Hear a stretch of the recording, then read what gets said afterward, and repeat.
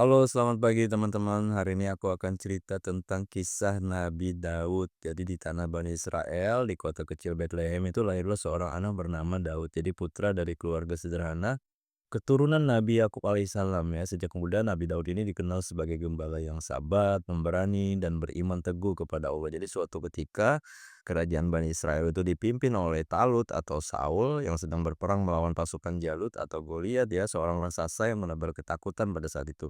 Dan saat seluruh pasukan gentar, Daud yang masih remaja maju ke medan perang dengan izin Allah, hanya berbekal sebuah ketapel dan batu kecil. Daud ini berhasil menumbangkan Jalut. Dari sinilah namanya dikenal luas dan Allah mengangkatnya menjadi pemimpin Bani Israel. Jadi setelah wafatnya Talut ya. Jadi sebagai raja, Nabi Daud ini dikenal sangat adil, bijaksana, dan rendah hati. Jadi Allah memberinya itu kitab Zabur berisi pujian dan doa yang penuh hikmah. Suaranya begitu merdu hingga gunung dan burung pun ikut bertasbih bersamanya memuji Allah. Jadi beliau ini juga dikenal sebagai ahli ibadah dan puasa hingga Rasulullah bersabda, puasa yang paling dicintai Allah itu adalah puasa Nabi Daud. Jadi beliau berpuasa sehari dan berbuka sehari. Dan di masa pemerintahannya, Allah itu memberikan kekuatan dan kemampuan menundukkan besi ya. Jadi hingga ia mampu membuat baju perang dengan tangannya sendiri. Namun di balik kekuasaan besar, Daud tetap seorang hamba yang taat dan penuh rasa syukur. Jadi ia tidak sombong, selalu memohon ampun, dan memimpin rakyatnya dengan keadilan. Dari keturunannya kelak lahir Nabi Sulaiman yang mewarisi kerajaan dan kebijaksanaannya. Kisah Nabi Daud ini mengajarkan kita